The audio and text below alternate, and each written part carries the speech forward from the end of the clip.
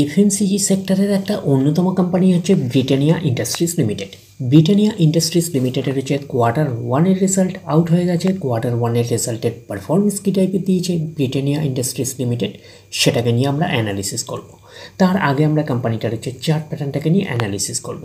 দেখবো যে শেয়ার হোল্ডারদের কতটা রিটার্ন জেনারেট করেছে বা ওয়েলথ ক্রিয়েট করে দিয়েছে, সেটাকে নিয়ে আগে আমরা ফার্স্ট অ্যানালিসিস করব। আফটার দ্যাট হচ্ছে আমরা কোম্পানিটার হচ্ছে কোয়ার্টার 1-এর রেজাল্টের পারফরমেন্স কী টাইপের দিয়েছে সেটাকে নিয়ে অ্যানালিসিস করব।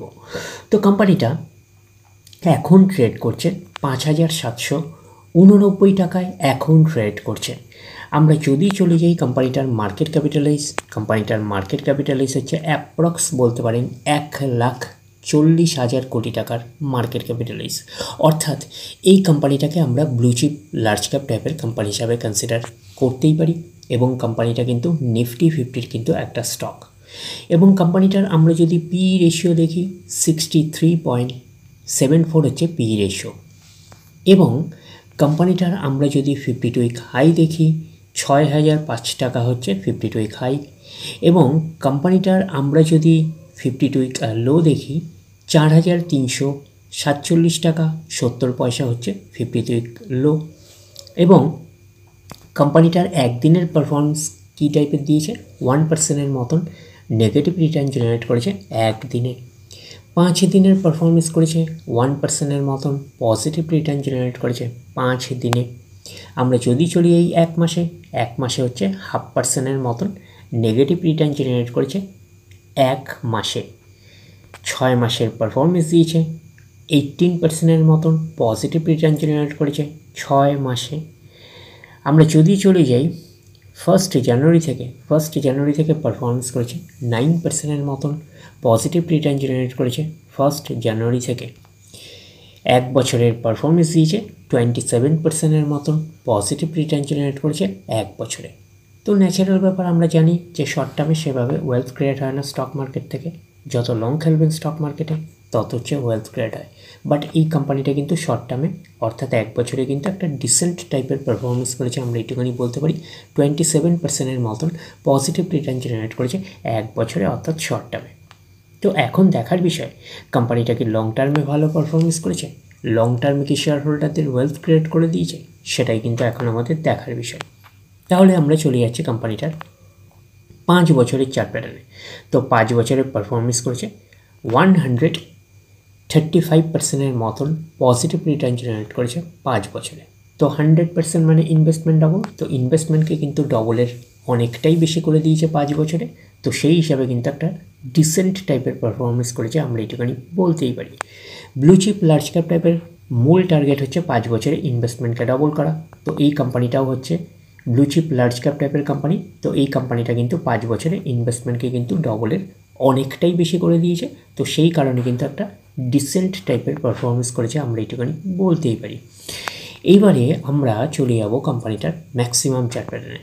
তো ম্যাক্সিমাম চার্ট প্যাটার্ন হিসেবে পারফরমেন্স করেছে 9,842%-এর মতন পজিটিভ রিটার্ন জেনারেট করেছে অল টাইম বা ম্যাক্সিমাম।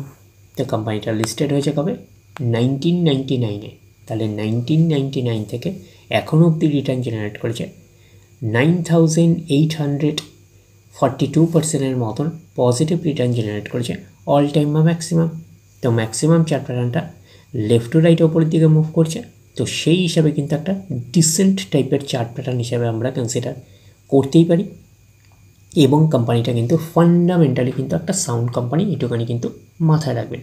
তো এখন দেখার বিষয় কোম্পানিটার কোয়ার্টার 1-এর রেজাল্টের পারফরমেন্স কী টাইপের দিয়েছে।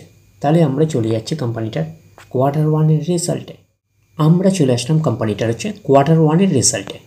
আগে আমরা আমরা দেখে নেব যে সিকোয়েন্সগুলো ঠিকঠাকভাবে সাজানো রয়েছে নাকি, এটাকে আগে আমরা দেখে নেব।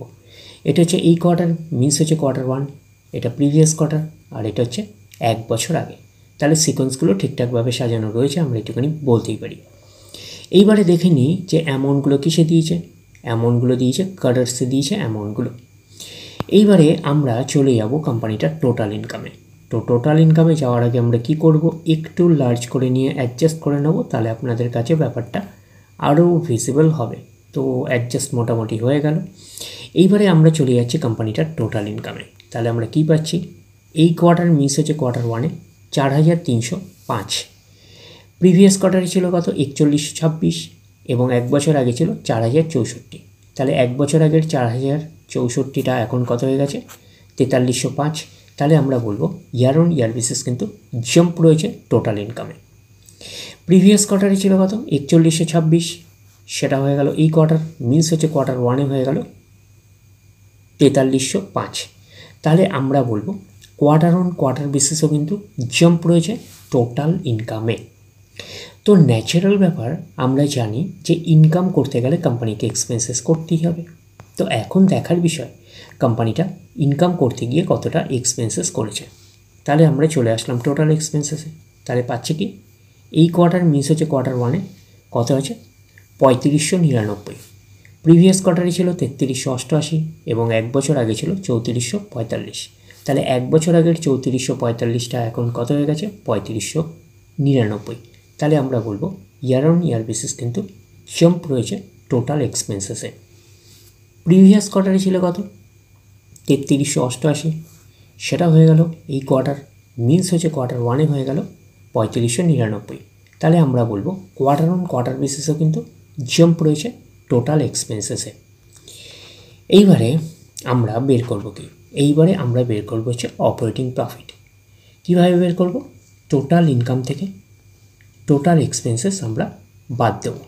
বাদ দিলে যেটা পড়ে থাকবে সেটা হচ্ছে অপারেটিং প্রফিট। টোটাল ইনকাম পেয়ে গেছি, টোটাল এক্সপেন্সেস পেয়ে গেছি, টোটাল ইনকাম থেকে টোটাল এক্সপেন্সেস বাদ দিলে পড়ে থাকছে অপারেটিং প্রফিট। অর্থাৎ আপনারা বলতে পারেন profit before share of profit of associate and joint venture, এটাকে আমরা অপারেটিং প্রফিট বলতে পারি। পাচ্ছি কি এই কোয়ার্টার মিস হচ্ছে Q1 706, প্রিভিয়াস কোয়ার্টারে ছিল 738 এবং এক বছর আগে ছিল 619। তাহলে এক বছর আগের 619টা এখন কত হয়ে গেছে 706। তাহলে আমরা বলবো ইয়ার অন ইয়ার বেসিস কিন্তু জাম্প রয়েছে অপারেটিং প্রফিটে।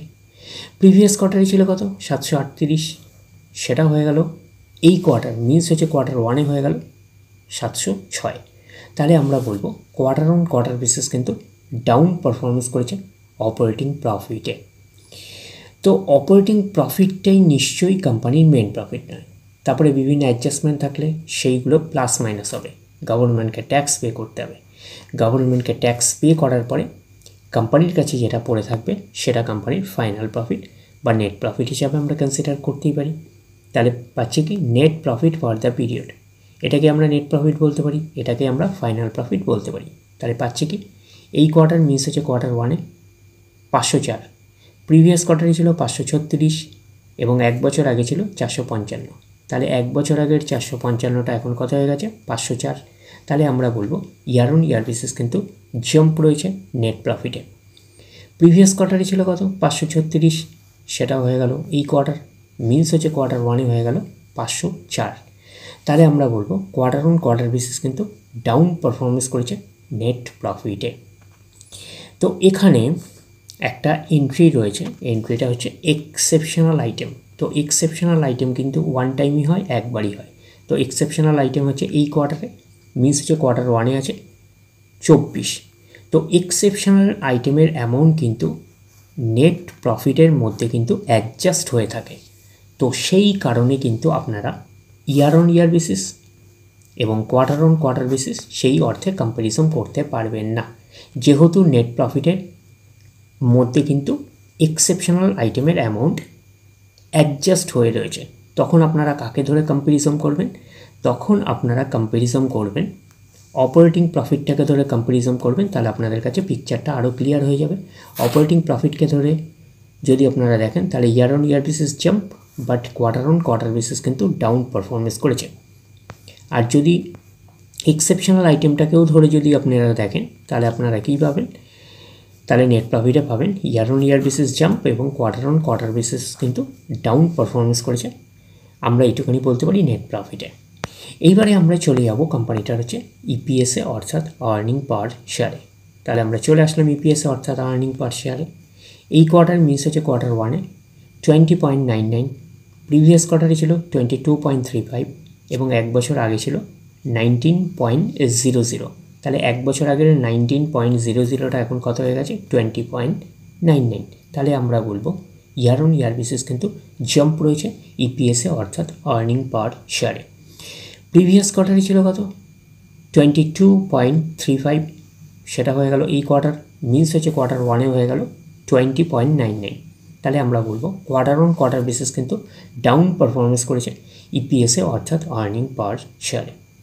তো ন্যাচারাল ব্যাপার আমরা জানি যে নেট প্রফিটের রিফ্লেকশনটা ইপিএসে পাই, তো নেট প্রফিটের রিফ্লেকশনটা আমরা ইপিএসে পেয়েছি।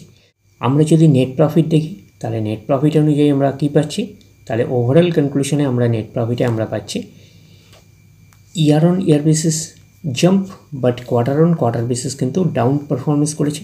আমরা বলতে পারি যেহেতু নেট প্রফিটের মধ্যে কিন্তু এক্সেপশনাল আইটেমের অ্যামাউন্টটা কিন্তু অ্যাডজাস্ট হয়ে রয়েছে, তো সেই কারণে আমরা অপারেটিং প্রফিটটাকেও যদি ধরে করি তাহলেও কিন্তু আমরা সেমই জিনিস পাবো, year on year basis jump, but quarter on quarter basis কিন্তু ডাউন পারফরমেন্স করেছে অপারেটিং প্রফিটে। তো ওভারঅল কনক্লুশন হিসাবে আমরা বলতে পারি যে ব্রিটানিয়া ইন্ডাস্ট্রিজ লিমিটেডের হচ্ছে কোয়ার্টার ওয়ানের রেজাল্ট আমরা বলতে পারি একটা ওকে টাইপের একটা পারফরমেন্স করেছে, আমরা কিন্তু এইটুখানি বলতেই পারি। তাহলে ওভারঅল ভিউটা আপনাদের কাছে ক্লিয়ার। তাহলে এই অবধি, নেক্সট ভিডিওতে আবার আপনাদের সাথে আমার দেখা হচ্ছে। ধন্যবাদ।